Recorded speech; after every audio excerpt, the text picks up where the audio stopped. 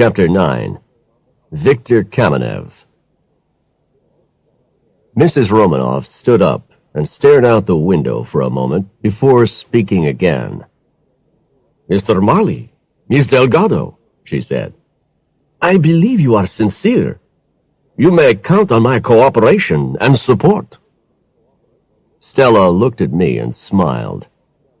Mrs. Romanov continued, "You appreciate this is a very difficult time for me, but I'll do my best. There's something quite weird about the events of last week. I've had this feeling that the police have not made every effort to investigate the case fully. Alexei was well respected for all his community work. He had a fine reputation. He made friends rather than enemies.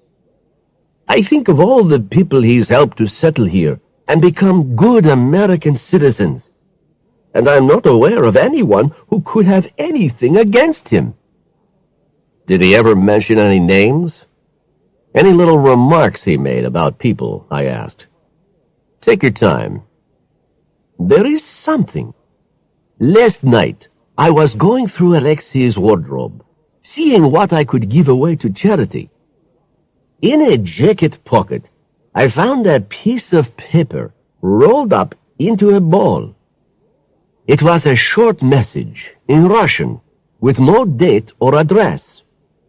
It was a warning and just said, 'I am telling you this in the strictest confidence. Mosolov could be dangerous. You don't know what you're getting involved with.' It was signed Viktor." "You still have the note?" I asked. Mrs. Romanov opened a desk drawer and took out the note. "Does the name Viktor mean anything to you?" I asked. "No," she answered. "Well, it could be Viktor Kamenev, who runs a business by the name of Kamenev Finance," I said. "We'll have to check this out and get back to you. Have you informed the police about this?" "No, there's just been so much on my mind," she began. "I'd advise you to let them have the note immediately. But with your permission, I'd rather you didn't tell the NYPD about Kamenev until I've checked him out first." We left the house and made our way to the Brighton Beach subway and took an express Q train back to Manhattan. At last, some pieces of the puzzle seemed to be falling into place, but we were still a long way from the solution. We had another Russian connection. I wanted to pay a surprise visit to Mr. Kamenev, but I needed support. We could be moving in deep, dangerous waters. I made a call on my cell phone to Joe Blaney, an ex-NYPD colleague of mine. Joe's also an ex-NYPD heavyweight boxing champion. He retired a few years ago, but still looks impressively tough. Tough enough to scare people into cooperating. That's one good reason why he accompanies me on any job where there's an element of risk. "Joe, I have some work for you. Are you busy?" I asked. "I got nothing on," said Joe. "Meet me at McSorley's Ale House on East 7th Street at 3 o'clock this afternoon. I'll give you all the details then." Stella and I transferred to an uptown train at Broadway and Lafayette and got off at Astor Place in the middle of the East Village. Joe joined us in the bar just before 3. I gave him a brief outline of the story so far before we left for Kamenev's office. On the stairs up to the office, old wallpaper was peeling off the walls. On the upstairs landing, flattened cigarette butts covered the floor. "Elegant, huh?" muttered Joe. As we entered Kamenev's office, the contrast couldn't have been greater. Inside, all was clean, neat, and tastefully decorated. The floors were polished wood. Everywhere was the latest in office technology. In response to our request to speak to Kamenev, the receptionist said, a little too automatically, "You don't have an appointment. Sorry, but Mr. Kamenev is busy with a client." There was no sound of conversation coming from his office. "Seems awfully quiet in there. Would you tell him Nat Marley wants to speak to him concerning Alexei Romanov?" She gave me a sour look and picked up the phone. She spoke briefly to him and then turned to me and said, "Seems that Mr. Kamenev's not so busy after all. You can go in." The guy behind the desk had to be Kamenev, a big man with rosy cheeks, bushy mustache, and a full head of curly hair. You could see his reflection in the polished wood of the large desk. Around the room were various framed photographs of life in the old Russia from the 19th century. "Mr. Kamenev? The name's Nat Marley, licensed private investigator. This is my assistant, Stella Delgado, and my colleague, Joe Blaney. I'll come straight to the point. I'm investigating the recent murder of Alexei Romanov.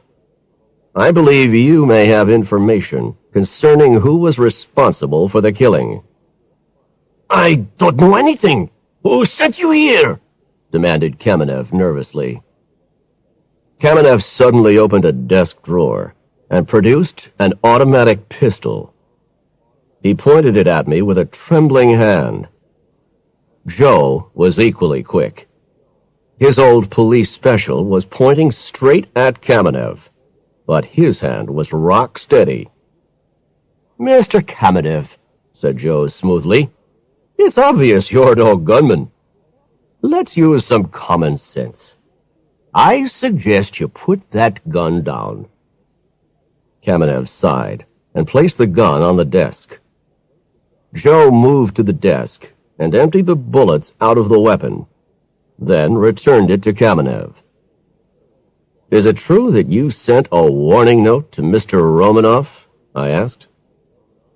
Kamenev eyed us suspiciously from behind his desk. "Before I say anything, I need to have a guarantee that you are genuine," he said. "By all means. I suggest you call Alexei Romanov's widow," I replied, and gave him the number. A conversation in rapid Russian followed. After a while, he put the phone down and looked at us.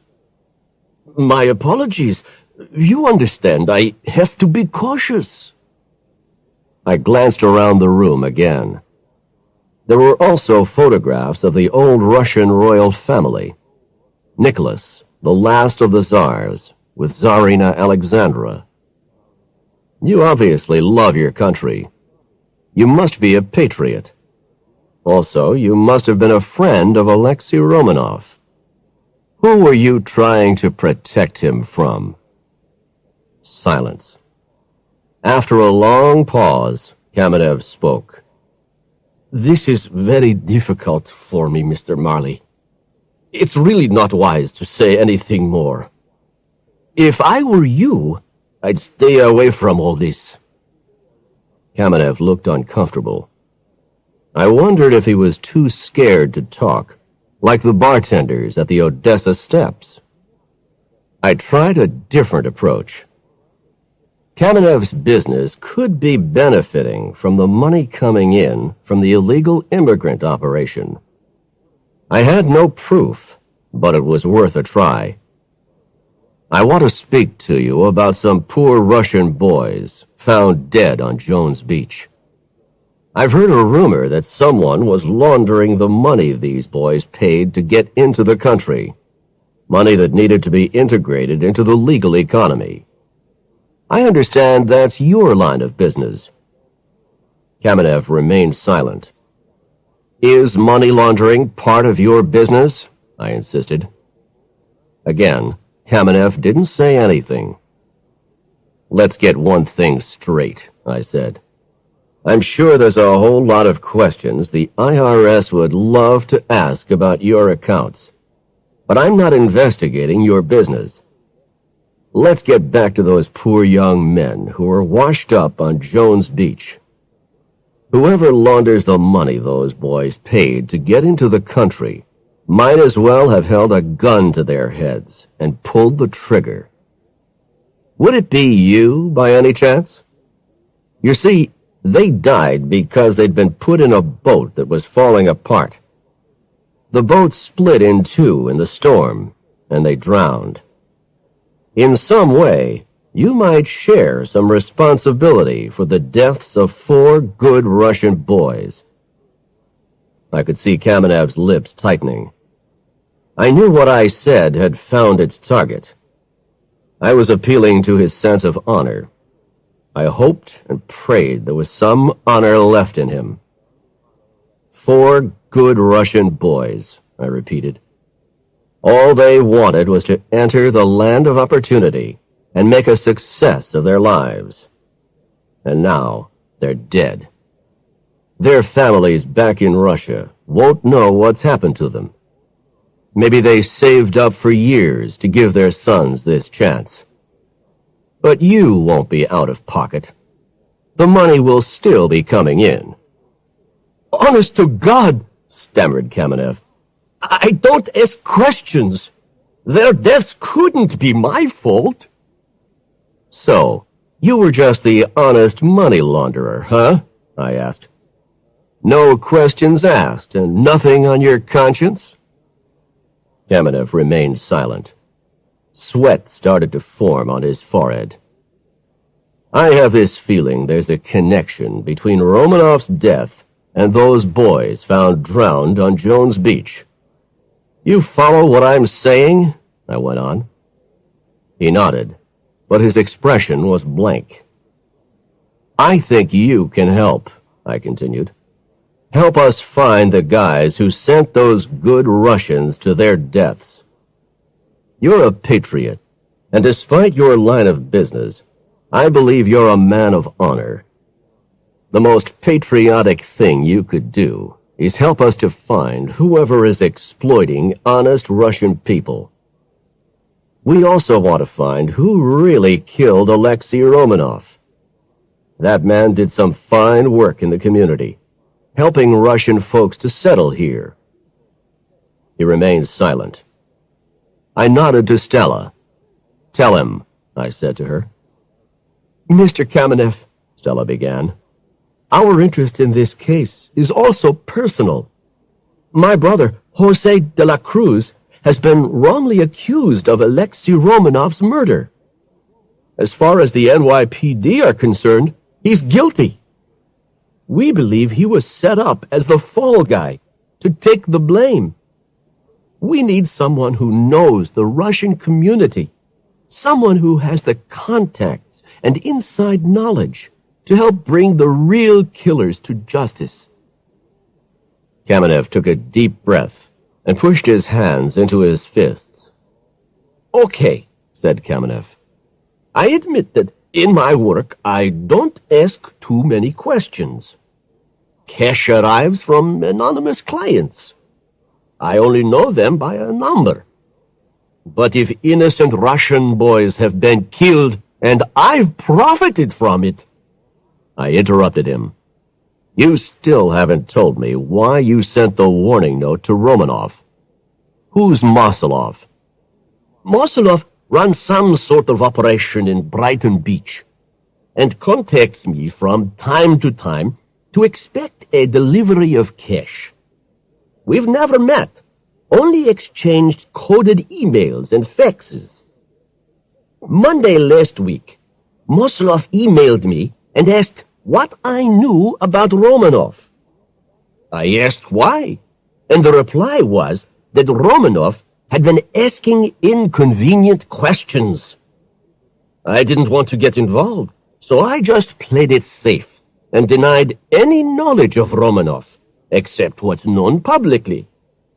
I suspected that Mosolov was dangerous, and so Romanov could be in danger. Thank you, Mr. Kamenev. Our problem is that we still have to prove who murdered Romanov, I said. Mr. Marley, I am a patriot, and I feel I owe a debt of honor towards my countrymen. How can I help? I'm going to set up a meeting with Alexei Romanov's widow, I said. I'd like you to be there. Expect a call from me tomorrow morning.